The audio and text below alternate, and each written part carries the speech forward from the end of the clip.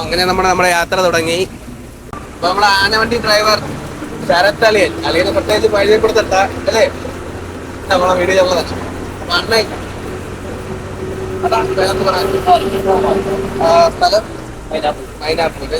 ഇപ്പൊ ഇവിടെ ഉള്ളത് പാപ്പായി, എന്താ പേര്? സുജിത്ത്, മറ്റേത് അനീഷല്ലേ? അല്ല, ആന ഇപ്പൊ അങ്ങനെ സാധാരണ ഇപ്പം എൻ്റെ ഒരു അറിവ് ശരിയാണെങ്കിൽ ഒരു 20 വർഷത്തിനകത്തേ ആവുന്നുള്ളൂ. കാരണം ഞാൻ ആദ്യമായി ശബരിമല പോകുന്നത് 20 വർഷത്തിന് മുമ്പാണ്. ഒരു ആനയും കൊണ്ട്, വെട്ടിക്കാട് ചന്ദ്രശേഖരൻ എന്ന് പറയുന്ന ആനയാണ് ഞാൻ ആദ്യമായി ശബരിമല കൊണ്ടുവന്നത്. അന്ന് ഇതുപോലെ ഞങ്ങൾ ആ വെട്ടിക്കാട് ക്ഷേത്രത്തിൽ വെച്ച് നല്ല ഗംഭീരമായ കെട്ടുമുറുക്ക് കാര്യങ്ങളൊക്കെ കഴിഞ്ഞാണ് പോകുന്നത്. പിന്നെ പോകുന്നത് മലയാളപ്പുഴ ആനയാണ്. അപ്പോൾ അതിനെ ഈ പറഞ്ഞതുപോലെ തന്നെ കെട്ടുമുറുക്കി നല്ല രീതിയിൽ തന്നെയാണ് അതിനെയും കൊണ്ടുപോയത്. പിന്നെ അത് കഴിഞ്ഞാൽ പിന്നെ ഞാൻ കൊണ്ടുപോയത് പന്മന ശരവണൻ. അതിനെ നല്ല ഗംഭീരമായ രീതിയിൽ പന്മനക്കാർ, അന്ന് കോട്ടയത്ത് നിന്ന് ആന പന്മന വന്ന് അവിടുന്ന് കെട്ടുമുറുക്കിയാണ് ആന ശബരിമലയ്ക്ക് പോയത്.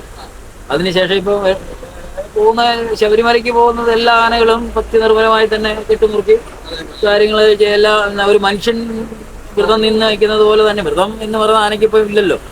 അപ്പോൾ അതേ രീതിയിൽ തന്നെ ഉള്ള എല്ലാ കാര്യങ്ങളും ചടങ്ങുകളും നടത്തി കെട്ടുമുറുക്കി, മേശാന്തി കെട്ടുമുറുക്കി ആനയുടെ തലക്കുന്നിൽ വെച്ച് ആണ് ആന ശബരിമലയ്ക്ക് പോകുന്നത്. ഇപ്പൊ 2 വർഷമായിട്ട് വെളുന്നുള്ള മണിയുണ്ട്. അതിന് മുമ്പ് ഞാൻ വെട്ടിക്കാട് ചന്ദ്രശേഖരൻ എന്ന് പറഞ്ഞ ആനയുടെ ആയിരുന്നു കൂടുതൽ കാലം. പിന്നെ മലയാളപ്പുഴ ആന, പന്മന ആന, അങ്ങനെ ഈ 2 ആനകളിൽ മാറി 2-3 വർഷത്തിനിടയ്ക്ക് ഞാൻ മാറി കയറിയിട്ടുണ്ട്. എന്നാലും എൻ്റെ സർവീസിൽ ഏറ്റവും കൂടുതൽ ഞാൻ കയറിയിട്ടുള്ള കരുനാപ്പള്ളിയിലെ വെട്ടിക്കാട് ചന്ദ്രശേഖരൻ എന്ന് പറഞ്ഞ ആനയാണ്. തുടർച്ചയായിട്ടൊരു 18 വർഷം കയറി. അതിനുശേഷം പിന്നെയും ഒന്നാനക്കാരനായിട്ട് വീണ്ടും 2-3 കൊല്ലം വീണ്ടും നിന്ന്. ഇപ്പൊ ഈ വഴി ചെന്ന് ഇപ്പൊ ഈ വളവ് തിരിഞ്ഞ് അങ്ങോട്ട് നേരെ ഗണപതി അമ്പലത്തിന്റെ ഫ്രണ്ടിലോട്ടാ, കൊട്ടാര ഗണപതി അമ്പലം. അവിടെ നമ്മൾ വലത്ത് തിരിഞ്ഞ് സിഗ്നലിൽ ചെന്ന് ഇടത്ത് കോട്ടയം റോഡിൽ പിടിക്കും. നേരെ അടൂരിന്ന് വലത്ത് തിരിഞ്ഞ് കയറി പത്തനംതിട്ട റൂട്ട്, പത്തനംതിട്ട നേരെ ശബരിമല റൂട്ട്. നമ്മള് കൊട്ടാരക്കര എത്തിയല്ലേ? ഇതാണ് നമ്മുടെ കൊട്ടാര ഗണപതി അമ്പലം. നേരെ കാണുന്ന ഗണപതി അമ്പലം.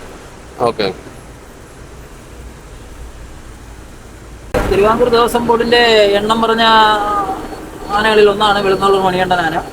അതുപോലെ തന്നെ തിരുവിതാംകൂർ ദേവസ്വം ബോർഡിന്റെ മെയിൻ ക്ഷേത്രങ്ങളിൽ എല്ലാം തിടമ്പെടുക്കുന്നതും വെളുന്നള്ളൂർ മണിയാണ്. തിരുവിതാംകൂർ ദേവസ്വം ബോർഡ്, ഞാൻ എൻ്റെ ഒരു അറിവ് ശരിയാണെങ്കിൽ, ഏറ്റവും കൂടുതൽ പരിപാടി എടുക്കുന്ന ആനകളിൽ ഒരു ആനയാണ്. വേറെ ആനകളും 10, 100, 120, 130 പരിപാടി എടുക്കുന്ന ആനകൾ വേറെ ദേവസ്വം ബോർഡിനുണ്ട്. എന്നാലും അതിൽ 100, 130 പരിപാടിയോളം ഒരു വർഷം എടുക്കുന്ന ഒരു ആനയാണ് വെളുന്നള്ളൂർ മണികണ്ഠൻ.